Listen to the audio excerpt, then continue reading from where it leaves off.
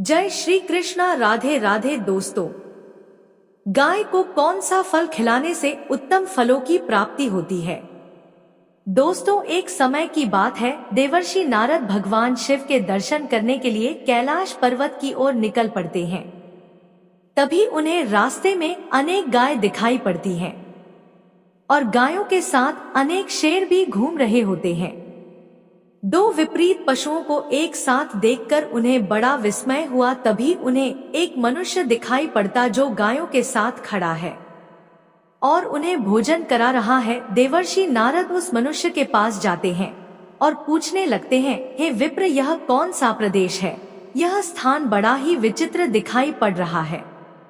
गाय और शेर एक साथ घूम रहे हैं, दोनों को एक दूसरे का भय नहीं है। तब वह मनुष्य कहता है मुनिवर, यह कैलाश पर्वत है, यहाँ पर भगवान शिव की बड़ी माया फैली हुई है। इसी कारण से यहाँ पर कोई हिंसा नहीं करता है। शिव की माया से ही इस दुर्गम प्रदेश में सभी पशुओं को उत्तम भोजन की प्राप्ति हो रही है। यह बात सुनकर देवर्षि नारद भगवान शिव से मिलने के लिए उनके स्थान पर जाते हैं। देवर्षि को देखकर भगवान शिव कहते हैं, आइए देवर्षि, कैलाश में आपका स्वागत है। आज किस प्रयोजन से कैलाश पर आपका आगमन हुआ? देवर्षि कहते हैं, हे भोलेनाथ, मन में आपके दर्शन करने की इच्छा हुई तो चला आया। आपके दर्शन करने मात्र से ही सभी कष्ट समाप्त होते हैं। प्रभु भगवान शिव कहते हैं, हे देवर्षि, फिर भी आपके मन में कोई ना कोई शंका तो अवश्य होगी, इसीलिए आप निसंकोच होकर पूछिए। देवर्षि कहते हैं, हे भोलेनाथ, आप तो सब कुछ जानते हैं, फिर भी पूछ रहे हैं। यदि दास को आज्ञा दे तो पूछने की चेष्टा करता हूँ। हे भोलेनाथ, आप तो पशुपतिनाथ हैं, इसीलिए आप समस्त प्राणियों के रहस्य जानते हैं। आज मैं आपके पास गौ माता के महात्म को सुनने के लिए आया हूँ। गौ माता को सबसे अधिक प्रिय चीज कौन सी है तथा उन्हें कौन सी वस्तु खिलाने से मनुष्य के दुख दूर होते हैं? भगवान शिव कहने लगते हैं, हे देवर्षि, आपने समस्त मानव जाति के कल्याण हेतु उत्तम प्रश्न किया है। इस प्रश्न का उत्तर देने से पूर्व मैं आपको इससे जुड़ा एक प्राचीन इतिहास कथा सुनाता हूँ। इस प्राचीन कथा के माध्यम से आपकी सभी शंकाओं का समाधान हो जाएगा।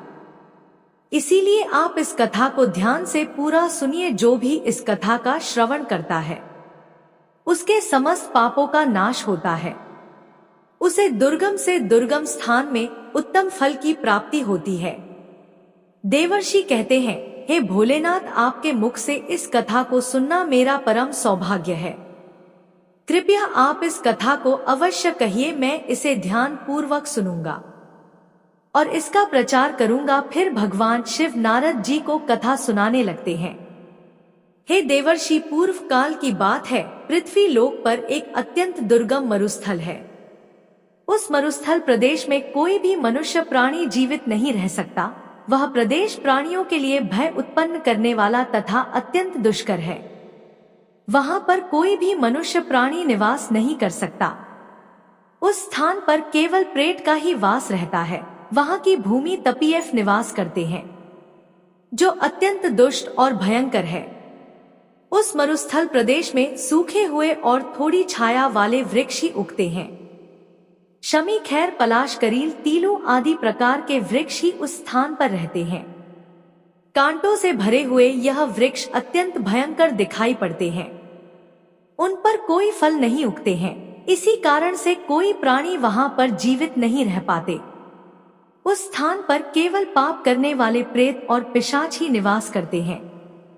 यमराज के द्वारा कष्ट भोगने के लिए उस स्थान पर उन्हें छोड़ा जाता है। भूख और प्यास से व्याकुल होकर वे प्रेत उस निर्जन स्थान पर भटकते रहते हैं।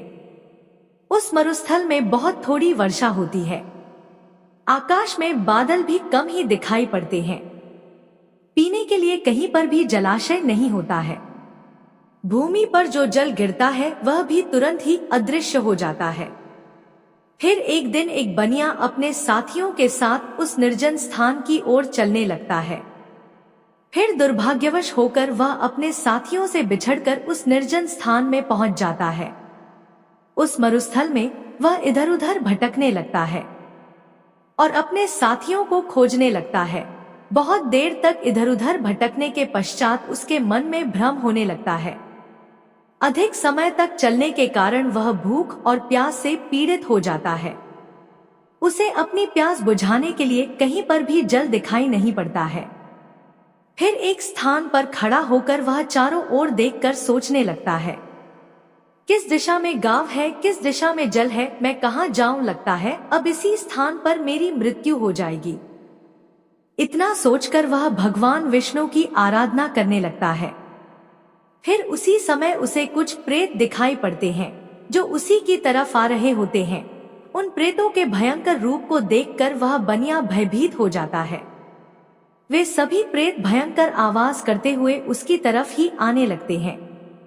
उस स्थान पर छिपने के लिए कोई भी स्थान नहीं होता है और उसके शरीर में बल न होने के कारण वह भाग भी नहीं पाता है। इसीलिए चुपचाप उसी स्थान पर खड़ा होकर भगवान से प्रार्थना करने लगता है। फिर वे भयंकर प्रेत उस बनिए के निकट आते हैं और उसे दुर्बल जानकर उसके पास आकर इस प्रकार से कहने लगते हैं, हे मनुष्य, इस भयंकर मरुस्थल में किस कारण से तुम्हारा आगमन हुआ है? लगता है तुम अपने साथियों से बिछड़कर इस वन में भटक रहे हो। तुम्हारे मुख को देखकर लगता है तुम भूख और प्यास से पीड़ित हो। उन प्रेतों के ऐसे वचन सुनकर उस बनिए को बड़ा आश्चर्य हुआ और वह सोचने लगा, बड़ी ही विचित्र बात है, यह भयंकर प्रेत मुझे खाने के बजाय मेरा हालचाल पूछ रहे हैं। वह बनिया उन प्रेतों से कहने लगता है, हे प्रेतों, दुर्भाग्य से मैं अपने साथियों से बिछड़कर इस स्थान पर आ गया हूँ। कृपया तुम मेरा भक्षण ना करो, मैं भगवान विष्णु का भक्त हूँ। इस समय मैं भूख और प्यास से व्याकुल हो रहा हूँ। तब उस प्रेत ने कहा, हे मनुष्य, तुम चिंता मत करो, हम तुम्हारा भक्षण नहीं करेंगे। भगवान की कृपा से हमें इस मरुस्थल में भी उत्तम भोजन की प्राप्ति होती है। इस प्रकार से कहकर उस प्रेत ने अचानक से एक टोकरी प्रकट की जिसमें नाना प्रकार के व्यंजन और जल रखा हुआ था। वह प्रेत उस बनिए से कहने लगता है, हे मनुष्य, लो इस टोकरी से अन्न लेकर तुम ग्रहण करो। उस टोकरी में रखे हुए व्यंजनों को देखकर वह बनिया बहुत प्रसन्न हुआ और उसने तुरंत ही उस टोकरी में से अन्न लिया और उसे जल्दी जल्दी खा लिया। उस अन्न को खाकर बनिए की भूख शांत हुई और वह संताप से रहित हो गया और उस प्रेत को प्रणाम करते हुए कहने लगा, हे प्रेतों, तुम्हारा धन्यवाद है, आज तुमने मेरी भूख और प्यास मिटाई है। फिर उस प्रेत ने अन्य प्रेतों को भी भोजन करने के लिए कहा। सभी प्रेतों ने उस टोकरी में बचा हुआ भोजन भी खा लिया। फिर वह की टोकरी अचानक से अदृश्य हो गई। इस विचित्र घटना को देखकर उस बनिए को बड़ा आश्चर्य हुआ। तब उस बनिए ने उस प्रेतराज से कहा, है भाई, इस वन में मुझे यह बड़े आश्चर्य की बात प्रतीत हो रही है। इस वन में ना फल के पेड़ है, ना नदी है और ना सरोवर है, फिर भी तुम्हें इतना सुंदर और स्वादिष्ट भोजन कहाँ से प्राप्त होता है? तुम कौन हो और इस वन में किस कारण से तुम लोग भटक रहे हो? कृपया मुझे विस्तार से तो तुम्हारा सारा वृतांत सुनाओ। फिर वह प्रेत कहने लगा, है मनुष्य, मैं तुम्हें मेरे पूर्व जन्म के बारे में बताता हूँ, इसीलिए तुम इसे ध्यानपूर्वक सुनो। पूर्व जन्म में मैं मध्य देश में रहता था। मैं बहुत ही धनवान सेठ था, मेरे पास किसी चीज की कोई कमी नहीं थी। मैंने व्यापार करके बहुत सारा धन इकट्ठा किया था, किंतु उस नगर में मेरे जितना दुरात्मा दूसरा कोई नहीं था। मैंने दूसरों को लूटकर सूत लेकर धन अर्जित किया था। मैंने अनेक लोगों के साथ छल किया था। मैंने कभी भगवान की पूजा नहीं की, कभी दूसरों को दान नहीं दिया। उसी समय में मेरे एक गुणवान ब्राह्मण मित्र थे जो सदैव मेरे हित की बात किया करते थे। उन्होंने मुझे कई प्रकार का महत्वपूर्ण ज्ञान दिया था। धन की रक्षा के लिए उन्होंने अनेक उपाय भी बताए। फिर एक दिन मैं उनके साथ तापी नदी के तट पर गया। उस स्थान पर मैंने उनके साथ उस नदी में स्नान किया। वहां पर एक प्राचीन आश्रम था जहां पर अनेक गाय बंधी हुई थी। अपने मित्र की बात मानकर मैंने उन गायों को एक टोकरी भर केले के फल खिलाए और फिर लौटकर अपने घर चला आ गया। कुछ समय के पश्चात देवयोग से मेरी मृत्यु हो गई। मृत्यु के बाद मुझे यम के 2 दूत लेने के लिए आ गए और वे मुझे पकड़कर यमराज के पास लेकर गए। यमराज ने चित्रगुप्त से मेरा लेखा जोखा देखने के लिए कहा। फिर चित्रगुप्त ने मेरा लेखा जोखा निकाला और हे धर्मराज, यह दुरात्मा तो नास्तिक है। इसने कभी ईश्वर की पूजा नहीं की, इसने कभी दान धर्म नहीं किया, किंतु इसने केवल एक ही पुण्य का कार्य किया है। इसके गायों को केले के फल खिलाए हैं, बस इतना ही इसका पुण्य है। चित्रगुप्त की बात सुनकर यमराज ने अपने दूतों को आदेश देकर मुझे प्रेत बनाकर इस दुर्गम प्रदेश में डालने के लिए कहा। नास्तिक और दुरा लोगों को प्रेत बनाकर इस दुर्गम प्रदेश में डाल दिया जाता है, किंतु मेरे द्वारा केवल एक ही पुण्य का काम हुआ था। मैंने गाय को टोकरी भरकर केले का फल खिलाया था। इसी पुण्य के कारण से मुझे इस भयंकर दुर्गम स्थान में भी एक टोकरी भरकर स्वादिष्ट भोजन प्राप्त होता है। प्रेतों को ऐसा भोजन नहीं मिलता है। प्रेतों का भोजन अत्यंत घृणित और दुर्गंधि युक्त होता है। मेरे पुण्य के कारण यहाँ पर निवास करने वाले प्रेतों को भी उत्तम भोजन की प्राप्ति होती है। इसी कारण से इन्होंने मुझसे अपना प्रधान बना दिया। यहाँ पर निवास करने वाले सभी प्रेत दुरात्मा है। इन्होंने अनेक पाप किए हैं। देवालय से धन की चोरी की है, पराई स्त्रियों से संबंध बनाए हैं तथा स्वामी के साथ द्रोह किया है। इसी पाप के कारण यह सभी प्रेत बने हैं।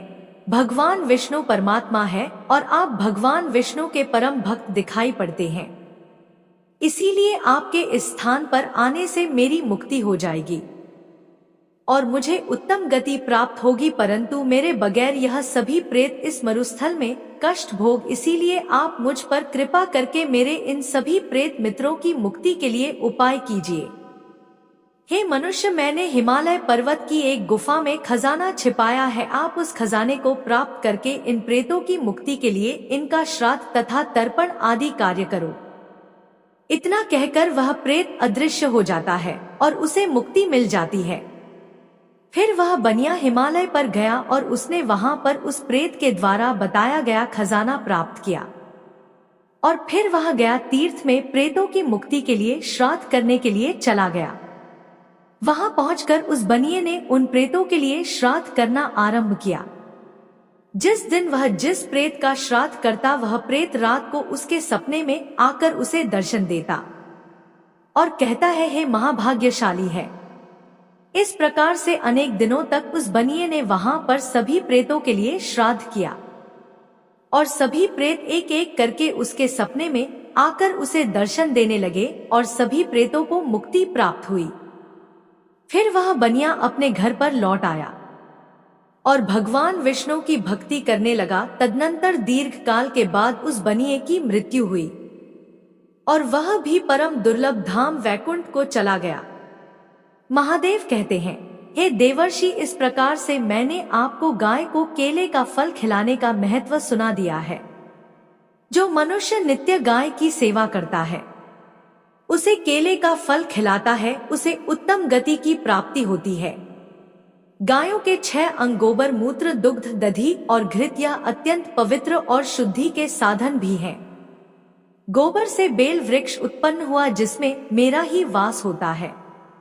गोबर से ही कमल के बीज उत्पन्न हुए हैं। गोमूत्र से की उत्पत्ति हुई है, जो देखने में प्रिय और सुगंधि युक्त है, जो सभी देवों का आहार है। संसार में मूलभूत गो दुग्ध से उत्पन्न है। सभी मांगलिक पदार्थ दही से उत्पन्न है। घी से अमृत उत्पन्न होता है, जो देवों की तृप्ति का साधन है। गाय से ही यज्ञ प्रवृत्त होता है। गौ माता के शरीर में 33 करोड़ कोटि देवी देवताओं का निवास होता है। गाय एक अत्यंत पवित्र, निर्मल, शांत, निष्पाप जीव है। अगर वेद में इसे संसार का पालन पोषण करने वाली कामधेनु माता कहा गया, इसके दर्शन मात्र से मनुष्य के हजारों पाप नष्ट हो जाते हैं। इसीलिए कभी इस निष्पाप गौ माता पर अत्याचार नहीं करना चाहिए। गाय को कभी मारना नहीं चाहिए और कभी उन्हें कष्ट नहीं देने चाहिए। गाय को मारना शास्त्रों में सबसे बड़ा पाप माना गया है। जो मनुष्य गाय की निस्वार्थ भाव से सेवा करेगा वह सुख समृद्धि प्राप्त करेगा। जो स्त्री रसोई में बनी पहली रोटी गौ माता को खिलाएगी वह सदा सुहागिन और सौभाग्यशाली रहेगी। जो लोग अपने घर में गाय से प्राप्त पंचगव्य को घर में रखेगा उसके घर में कभी दुख दरिद्रता नहीं आएगी। जो व्यक्ति प्रतिदिन किसी न किसी तरह से गौ माता की सेवा करता है वह सबसे अधिक पुण्यवान बन जाता है। शास्त्रों में गौ माता को मां लक्ष्मी का रूप माना गया है, इसीलिए उनकी पूजा करने से दरिद्रता दूर होती है। प्राचीन काल से ही गौ माता की सेवा और संरक्षण करने की परंपरा चली आ रही है। कई ऋषि मुनि अपनी कुटिया में गायों का पालन करते थे तथा राजा महाराज गायों का दान करते थे। गायों के दान को सबसे बड़ा दान कहा गया है। गाय का दान करने से सभी जन्मों के पाप नष्ट हो जाते हैं और मनुष्य को मोक्ष की प्राप्ति होती है। गौ माता के दर्शन करना बहुत शुभ होता है। शास्त्र कहते हैं रोज सुबह गाय के दर्शन होने से पुण्य की प्राप्ति होती है और सुबह गोबर के दर्शन होने से लक्ष्मी की प्राप्ति होती है। अगर किसी महत्वपूर्ण कार्य के लिए जा रहे हैं और अचानक ही गौ माता आपके रास्ते में आ जाती है तो वह कार्य निश्चित ही सफल हो जाता है। किसी भी यात्रा पर निकलते समय अगर गौ माता के दर्शन हो जाएं, तो वह यात्रा सुखपूर्वक पूर्ण हो जाती है। इसमें संदेह नहीं है। अगर घर में धन की समस्या है तो गुरुवार के दिन गाय को केले का फल खिलाना चाहिए। इससे दरिद्रता दूर होती है। गौ माता के पीठ पर एक उभरा हुआ कुबड़ होता है। उस कुबड़ में सूर्य केतु नाड़ी होती है। जब भी द्वार पर गौ माता पधारे तो इस कुबड़ को एक बार जरूर स्पर्श करें। इससे जीवन से सभी रोगों का अंत होगा और धन संपत्ति की प्राप्ति होगी। शास्त्रों में कहा गया है जो मनुष्य तन मन धन से गौ माता की सेवा करता है वह मृत्यु के बाद वैतरणी नदी को गौ माता की पूंछ पकड़कर पार कर लेता है। उस व्यक्ति की अकाल मृत्यु नहीं होती है और उसे मोक्ष की प्राप्ति होती है। जिस व्यक्ति के भाग्य की रेखा सोई हुई है, अगर वह व्यक्ति अपनी हथेली पर गुड़ रखकर गौ माता की जीभ से चटाता है तो उसकी सोई हुई भाग्य रेखा खुल जाती है और उसका दुर्भाग्य सौभाग्य में परिवर्तित हो जाता है। इस प्रकार से महादेव ने देवर्षि नारद जी को गाय को फल खिलाने का महत्व सुना दिया। फिर देवर्षि भगवान शिव को बारंबार प्रणाम करने लगते हैं और उनका धन्यवाद देते हुए कहते हैं, हे भोलेनाथ, आपने गाय की सेवा का महात्म सुनाकर मुझ पर बड़ा उपकार किया है। मैं इस कथा का तीनों लोकों में प्रचार करूंगा। इतना कहकर देवर्षि चले जाते हैं। तो दोस्तों, आपको यह कथा कैसी लगी कमेंट करके अवश्य बताएं। और यदि इस चैनल सुविचार विद अभय पर नए हैं तो चैनल को सब्सक्राइब कर वीडियो को लाइक एवं शेयर जरूर करें और कमेंट बॉक्स में हर हर महादेव जय गौ माता जरूर लिखें। धन्यवाद। जय श्री कृष्णा। राधे राधे।